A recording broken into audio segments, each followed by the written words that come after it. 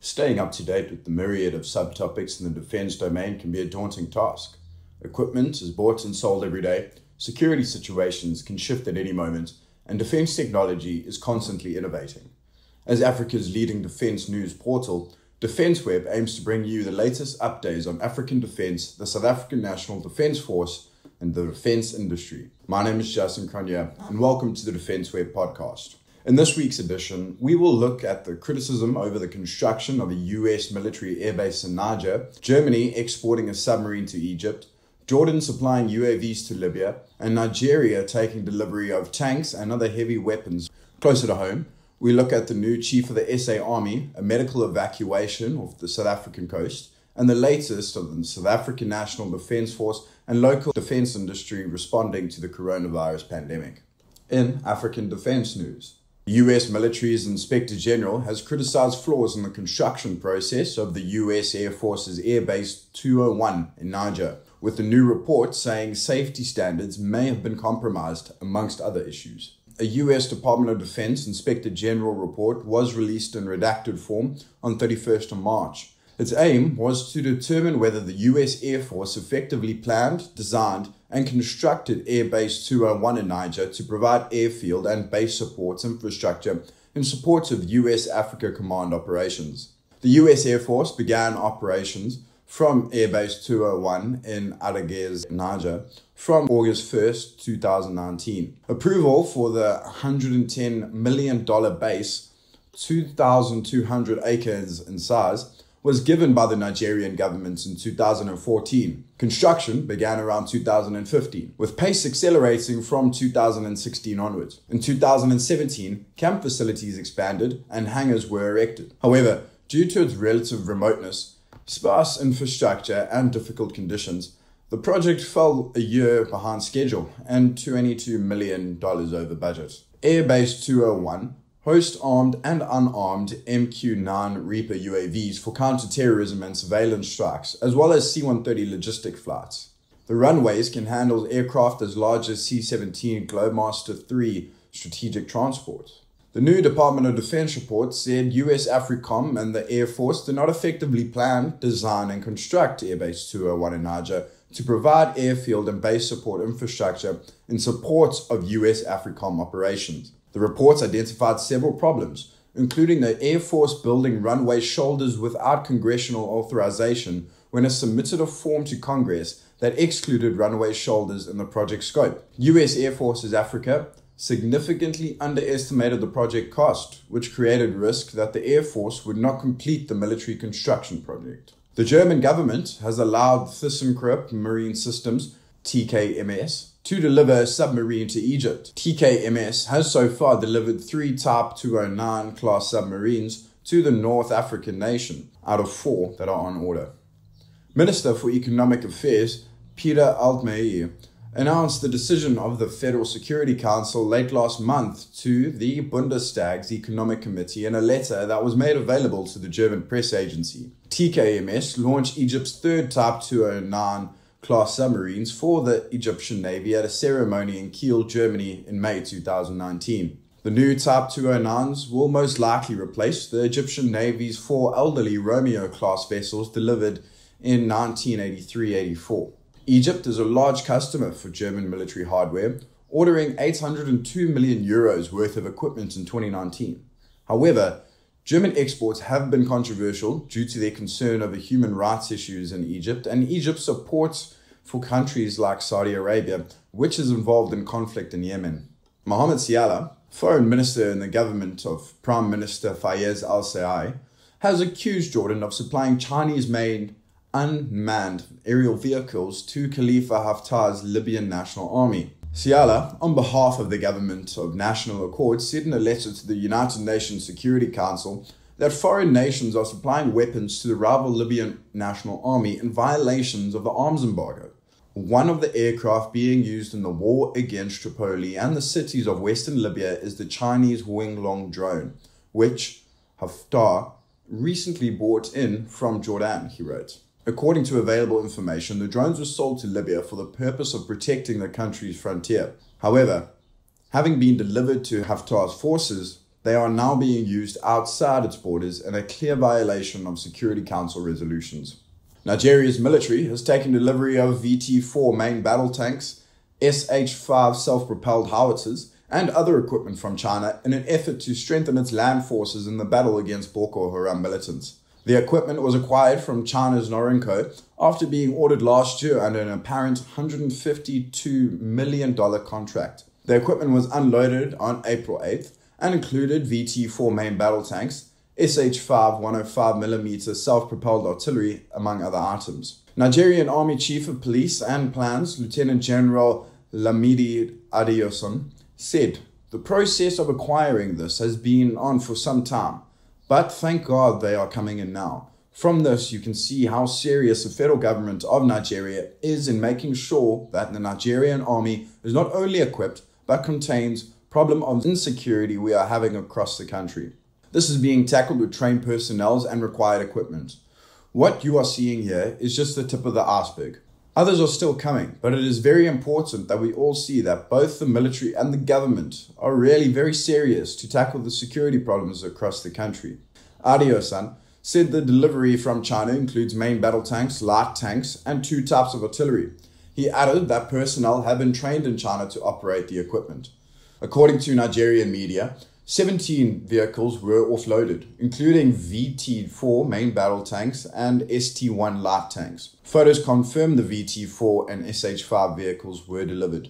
In May 2019, Minister of Defense Brigadier General Mansour Dan Ali said the Nigerian government had provided funding for the acquisition of modern equipment for the Nigerian armed forces, with some in service and others on the way. This included 35 main battle tanks, 25 Typhoon MRAPs, 10 Spartan armored personnel carriers, 20 armored guard booths, 5 armored mine-clearing vehicles, 50 troop-carrying vehicles, and 40 Buffalo vehicles, among others, for the Nigerian army.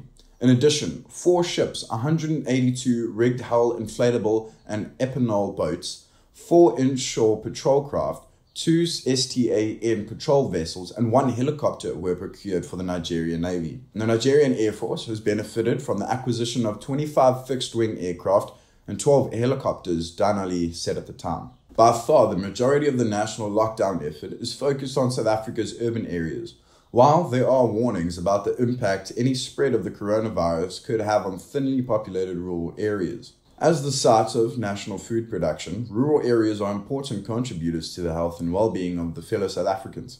A representative agricultural organization and a political party both warn that there is a necessity for government to include rural areas in its national state of disaster planning. The national agriculture community has long been subjected to what some call unnecessary attention from criminal elements. This has seen murder and maiming of farmers, their families and workers, and brought a warning from Democratic Alliance MP Andrew Whitfield. Criminal elements in rural areas are likely to exploit the lockdown for their own nefarious purposes. While fighting the coronavirus, we must also ensure crime prevention is top of the agenda, the party's shadow police minister said. Porous land borders, especially with Mozambique and Zimbabwe, have been brought into the coronavirus battle by the Freedom Front Plus, which is concerned about illegal immigrants returning to South Africa once the lockdown is over. Problems with access control and porous borders in Mpumalanga could undermine the effectiveness of the national coronavirus-related lockdown if safety and security at borders and border posts is not improved, the party's Jaco Mulder said. He indicated the Freedom Front Plus knew large numbers of foreign citizens exited South Africa when the lockdown was announced last month. We are concerned they will return when the lockdown ends, he said, adding the Freedom Front Plus would approach Home Affairs Minister Aaron Motsoaledi and demand the necessary measures are in place before lockdown is terminated.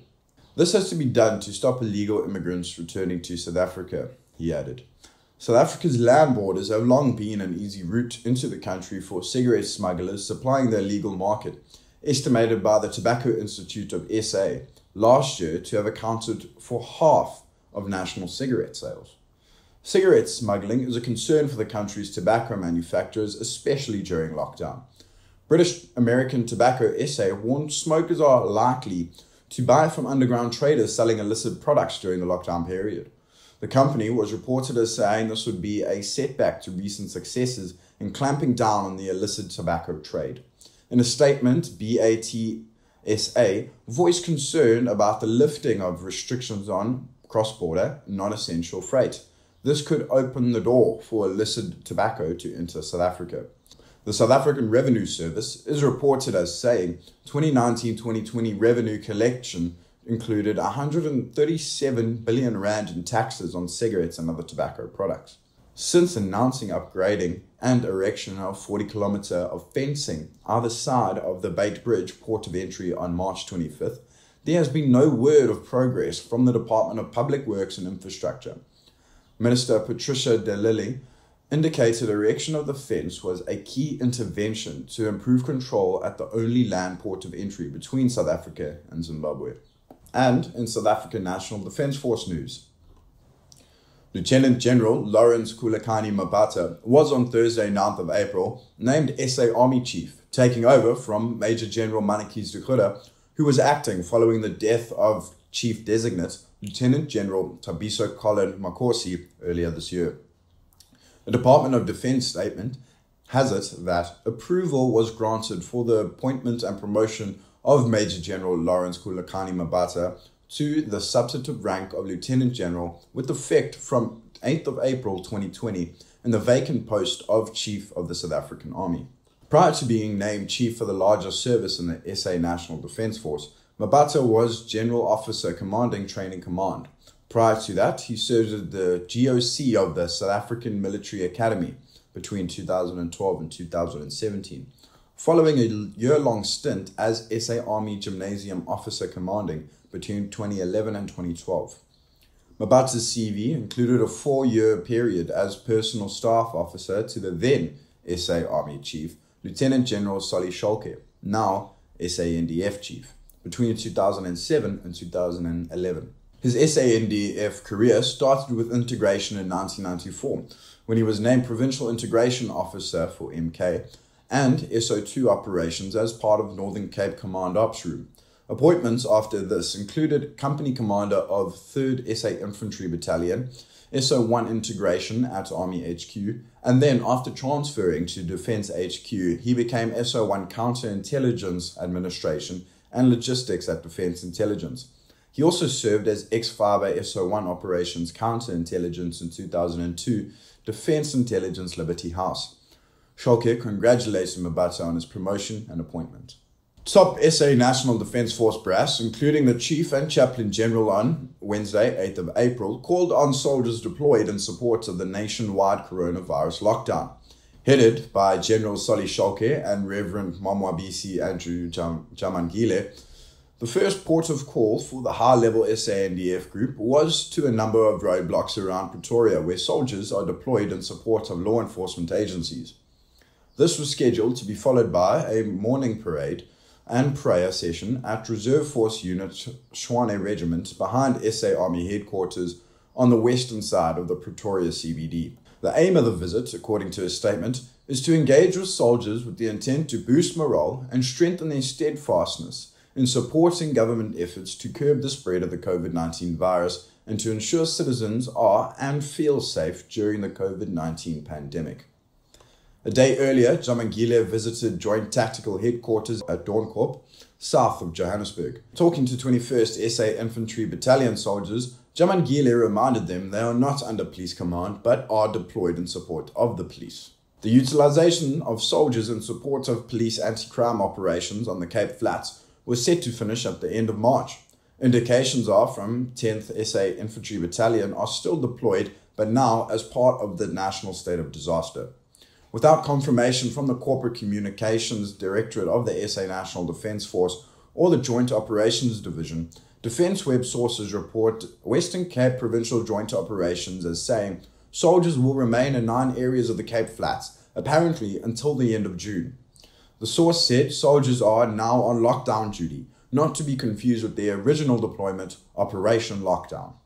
This was an anti-crime support tasking and must not be confused with the current national lockdown called by President Cyril Ramaphosa as part of the national effort to hopefully halt the spread of coronavirus.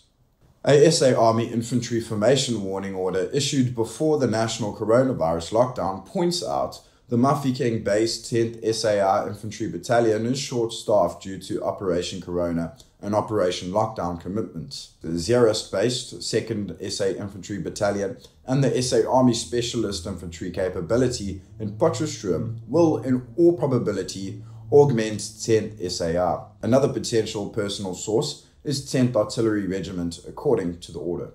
An Oryx medium transport helicopter from the South African Air Force's 15th Squadron was instrumental in medically evacuating a patient from the passenger liner Queen Mary 2 off the Eastern Cape coast. According to Jonathan Kellerman, the National Sea Rescue Institute's Durban Station Commander, after 5 p.m. on April 2nd, the NSRR stations in Port Elizabeth, East London, and Durban were placed on alert following reports from the Maritime Rescue Coordination Centre that a 58-year-old British man required medical evacuation off the Queen Mary 2 following a non-coronavirus-related medical emergency.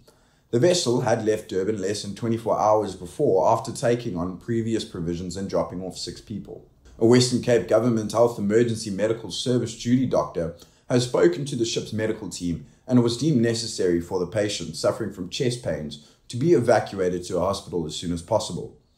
At that stage, the ship was approximately 20 nautical miles offshore of Morgan's Bay on the Eastern Cape coastline. After investigating options, the MRCC rerouted the ship to head in a direction towards Durban, and an SA Air Force Oryx helicopter from 15th Squadron, NSRI Durban Rescue Swimmers, and a Niger Ambulance Services Rescue paramedical team were activated to prepare for the rescue operation 260 nautical miles southwest of Durban. On arrival at the ship, at 36 past 9 p.m., in challenging conditions with 25-knot northeasterly winds gusting at 34 knots and 2-meter swells, an NSRI rescue swimmer and 2 Netcare paramedics were hoisted onto the Queen Mary 2 and they received the patient from the ship's medical crew, and the patient was secured into a strokes basket stretcher and hoisted into the helicopter.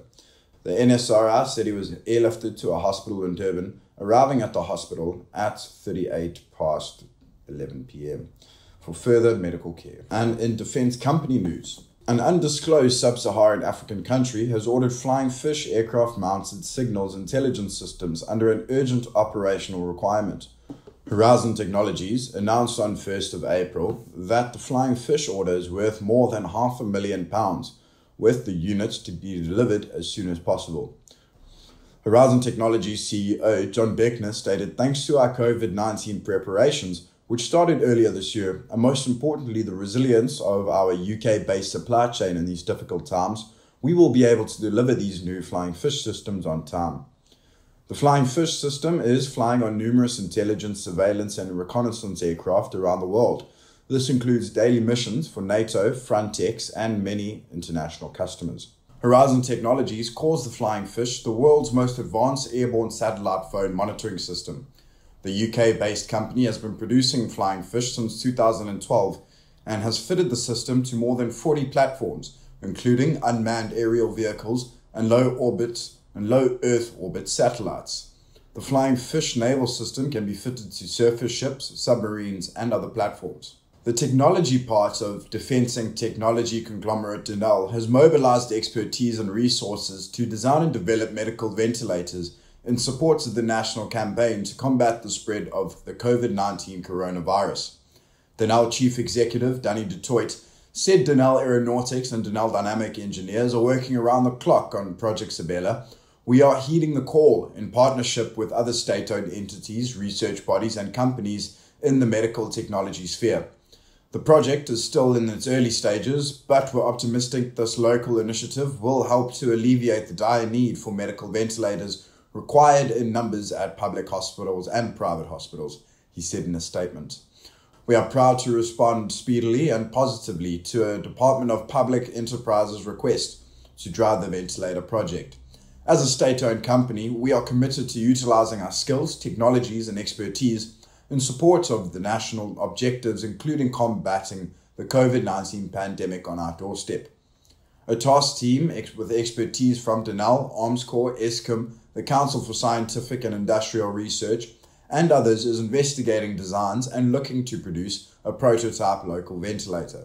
Project Sabela sees a major focus of Denel expertise onto the humanitarian and medical crisis South Africa faces, Du Toit said, adding he was confident major steps will be taken in development and production of South African ventilators. Another Denel Group company, PMP, is looking at production of sanitizers for industrial and medical use once certification issues are clarified. Many chemicals used in the manufacture of explosives can be utilized for production of sanitizers.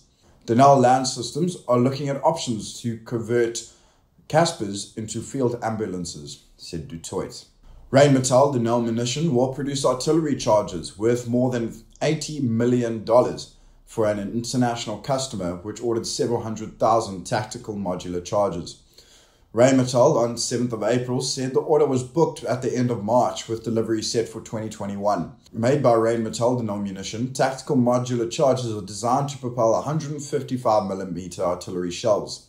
Their modular design simplifies logistics as well as handling procedures in self-propelled howitzer systems, Rheinmetall said. Other positive characteristics of this advanced Rheinmetall Denel Munition product include reduced barrel wear and lower muzzle flash. The former results in longer barrel life, the latter makes the artillery system harder for the enemy to detect. Rheinmetall said it possesses comprehensive expertise in the world of advanced indirect fire systems, those that met the criteria contained in the NATO Joint Ballistics Memorandum of Understanding, as well as non-joint ballistics Memorandum of Understanding systems. The group demonstrated in technological superiority in this field at the end of 2019, it said, during test firing at the Al Kapan Proving Ground in South Africa. 3 new maximum ranges were attained with these different guns. A 52 caliber G6 howitzer hurled a shell 76 kilometers, the longest range ever attained by a conventional 155 artillery projectile. The 52 caliber main gun of the PZH-2000 self-propelled howitzer achieved a range of 67 kilometers, while a 39 caliber field howitzer reached 54 kilometers. Aeronautical engineers from Paramount Group have teamed up with emergency doctors at the Charlotte Max Academic Hospital in Johannesburg on the design and production of an Intubox, personal protection equipment device that will help protect frontline healthcare workers when treating patients suffering from the COVID-19 coronavirus.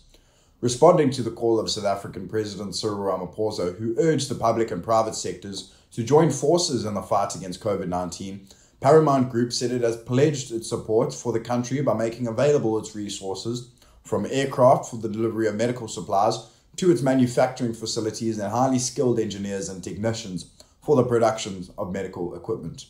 The Intubox, an innovation by Professor Feroza Matara and medical teams from Charlotte Max Academic Hospital, provides a high-quality, lightweight and transparent protective enclosure around the head and chest of patients, helping to limit contacts with patients during intubation, inserting a tube through the mouth into an airway, as well as extubation, removing the tube, and aerolizing procedures. It can also be used for drug-resistant TB patients and patients suffering from Ebola.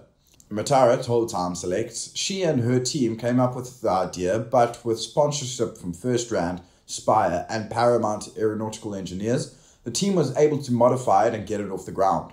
South Africa has recorded the highest number of confirmed cases on the continent to date, and the protection of frontline healthcare workers are critical to ensure that there are enough doctors and nurses to fight the pandemic. The engineering team from Paramount Aerospace, who are normally designing and manufacturing aircraft, jumped up the opportunity to collaborate with medical professionals to help improve the protection of those who need it most, doctors, nurses, and other clinicians at the hospitals dealing with coronavirus patients.